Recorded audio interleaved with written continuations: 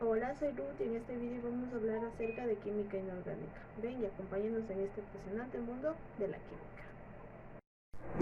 Hoy hablaremos acerca de los compuestos químicos inorgánicos, su formulación y su estructuración. Los compuestos químicos inorgánicos son tan abundantes de que se habla de que sobrepasan los 13 millones de compuestos. Muchos de estos compuestos incluso son de uso común en la casa. Los compuestos químicos inorgánicos presentan una gran variedad de estructuras, dependiendo de la cantidad y de tipo de átomos que se enlacen. De ahí existen compuestos simples, compuestos binarios, compuestos ternarios y compuestos cuaternarios. Pero primero vamos a hablar acerca de qué es la formulación. La formulación no es otra cosa que la forma en la que se escribe la fórmula química, la cual expresa la composición y proporción de las moléculas y compuestos de los compuestos químicos mediante símbolos químicos y subíndices. Ahora hablaremos sobre los compuestos simples. Se llaman sustancias simples aquellas que están constituidas por un solo átomo de un solo elemento. Por ejemplo, tenemos el oxígeno atómico o monooxígeno, también el dioxígeno o más conocido como oxígeno molecular. Estos son sustancias simples porque sus moléculas están formadas solo por átomos de oxígeno. Otros ejemplos son los gases diatómicos como el hidrógeno, conocido con su nombre sistemático dihidrógeno. Ahora vamos a hablar acerca de los compuestos binarios.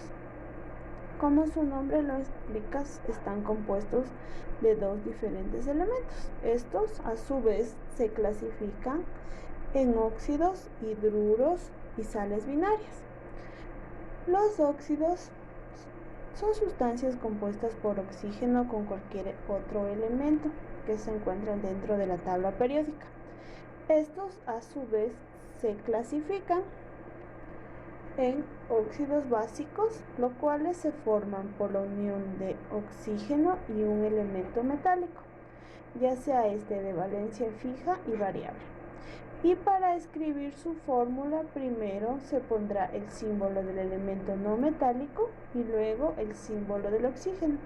A la final se realizará un intercambio de las valencias y estas quedarán como un subíndice. Para nombrarlo se puede utilizar tres tipos de nomenclatura. La nomenclatura sistemática, la cual se basa en nombrar a las sustancias usando prefijos, números griegos, que indican la atomicidad de cada uno de los elementos presentes en cada molécula. Entonces, para escribir se pondrá el prefijo indicando el número de átomos de oxígeno como mono, di, tri, etc.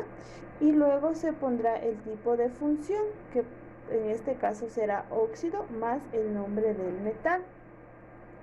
El sistema que existe es el sistema de nomenclatura Stock, la cual se basa en nombrar a los compuestos escribiendo al final del nombre con números romanos y en paréntesis el estado de oxidación del elemento. Si solamente tiene un estado de oxidación, se puede o no escribir la valencia. El sistema de escritura es la nomenclatura tradicional, la cual se indica la valencia del elemento del nombre específico con una serie de prefijos y sufijos. Este tiene algunas reglas. Cuando un elemento tiene una sola valencia, se puede colocar el nombre del elemento precedido de la sílaba de o se termina el nombre del elemento con el sufijo ico. Cuando tienen dos valencias, se usan diferentes sufijos, oso para la menor valencia e ico para la mayor valencia. Cuando se tiene tres distintas valencias, se usan prefijos y sufijos. Para la menor valencia se utilizará el prefijo hipo y el sufijo oso. Para la valencia siguiente se utilizará el sufijo oso y para la subsiguiente el sufijo ico. Cuando se tienen cuatro valencias se utilizarán los mismos prefijos y sufijos ya anteriormente mencionados, solo que para una mayor valencia o la valencia mayor se utilizará el prefijo per y el sufijo ico. Aquí podemos ver ejemplos de los óxidos formados con el hierro. Para Para su nombre tradicional se considerarán sus sufijos. Para su menor valencia, oso, y se formará el óxido ferroso, y para su mayor valencia formará el óxido férrico. También tenemos al litio, el cual en su nombre tradicional se puede escribir de dos maneras, ya sea óxido de litio u óxido lítico. Dentro de los óxidos también encontramos otra clasificación, que es los óxidos ácidos, o también conocidos como anhídridos, los cuales se forman por la unión de un oxígeno y un elemento no metálico. Y para escribir su fórmula, primero se pondrá el símbolo del elemento metálico y luego el oxígeno al final. Se realiza un intercambio de valencias y estas quedarán como subíndices. Para nombrar se puede igualmente utilizar tres tipos de nomenclatura. La nomenclatura sistemática, la cual utilizará el prefijo indicando el número de átomos de oxígeno. Luego se pondrá el tipo de función, que será óxido, y más el nombre del metal. Para la nomenclatura stock se pondrá el nombre de la función óxido más el nombre del elemento metálico, y se pondrá al final la valencia del mismo si aplica. Para la nomenclatura tradicional se utilizará el nombre de la función, que en este caso será anhídrido, más el nombre con el sufijo correspondiente. Aquí podemos ver como ejemplos a los óxidos formados con el azufre. Este tiene 3 valencias, por lo tanto para su nombre tradicional se utilizarán sufijos y prefijos, siendo así que en su menor valencia quedará anhídrido hiposulfuroso, y así consecuentemente. Otra clasificación que encontramos dentro de los compuestos binarios es los hidruros. Estos son compuestos en donde hay una combinación de hidrógeno con cualquier otro elemento químico. Estos a su vez se clasifican en 3 tipos. Primero tenemos a los hidruros metálicos, y como su nombre lo indica, son compuestos formados por hidrógeno y un elemento metálico. Para escribir su fórmula, primero se pondrá el símbolo del metal, seguido del símbolo del hidrógeno, y se intercambiarán las valencias.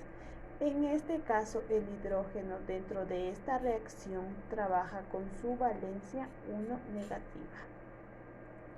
Para la nomenclatura sistemática se pondrá el prefijo indicando el número de átomos de hidrógenos como mono, di, tri, etc.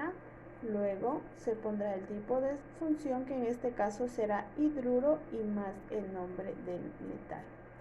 Para la nomenclatura stock se pondrá el nombre de la función hidruro más el nombre del elemento metálico, y se pondrá al final su valencia en números romanos y paréntesis, como lo indica las normas de la química. Para la nomenclatura tradicional se utilizará el nombre de la función, que en este caso será hidruro, más el nombre del metal con el sufijo correspondiente. Aquí vemos varios ejemplos, y como podemos ver en la nomenclatura tradicional, cabe recalcar que cuando el elemento tiene una sola valencia, bien se termina con el nombre del elemento con el sufijo ico, o simplemente se coloca el nombre del elemento precedido de la sílaba de. También dentro de los hidruros están los haluros de hidrógeno o hidruros no metálicos. Estos son combinaciones de un no metal de los grupos 6A y 7A con el hidrógeno. Para escribir su fórmula, primero irá el símbolo del hidrógeno precedido del elemento no metálico, y a la final se intercambian sus valencias. En este caso, el hidrógeno reaccionará con su valencia 1 positivo, mientras que los elementos no metálicos que entran en este grupo trabajan con su valencia 1 negativo, siendo el caso del cloro, flúor, yodo, y con valencia 2 negativo, como es el caso del azufre, el selenio y el teluro. Para este tipo de compuestos existe una variante para su nombre. Dentro de la nomenclatura sistemática, primero se escribirá el nombre del elemento no metálico con el sufijo uro y luego se pondrá el prefijo indicando el número de átomos de hidrógeno como monoditri y precedido del nombre del hidrógeno. En este caso, la nomenclatura stop no se aplica para estos compuestos. Para la nomenclatura tradicional se utilizará la palabra ácido más el nombre del no metal con la terminación hídrico. Aquí se puede ver unos ejemplos. Al no tener una nomenclatura stop, se ha puesto en su lugar a la nomenclatura sistemática. Y a la final podemos encontrar a los compuestos especiales o hidruros volátiles. Estos son combinaciones del hidrógeno con un no metal de los grupos 3A, 4A y 5A. Para escribir su fórmula, primero se pondrá el signo del no metal seguido del símbolo del hidrógeno y se intercambian las valencias. En este caso, el hidrógeno reaccionará con su valencia 1 negativo, es decir, que los elementos intervenientes, los no metales intervenientes dentro de estas reacciones, trabajarán con su valencia positiva. Es así, siendo dentro de este grupo encontramos en la familia 3A al boro, en el grupo 4A al carbono, al silicio y al germanano, y dentro del grupo 5A al fósforo, arsénico y antimonio. Para la nomenclatura sistemática se pondrá el prefijo indicando el número de átomos de hidrógeno como monoditri y luego se pondrá el tipo de función que será hidruro y más el nombre del no metal. Para la nomenclatura stop se pondrá el nombre de la función hidruro más el nombre del elemento no metálico y se pondrá al final la valencia en números romanos y entre paréntesis. Para la nomenclatura tradicional existen nombres ya establecidos. Entre los más conocidos tenemos al metano formado con el carbono y al amoníaco formado con el nitrógeno. Aquí veremos un ejemplo para la nomenclatura tradicional. Esto es todo por esta clase. Espero vernos en una próxima ocasión.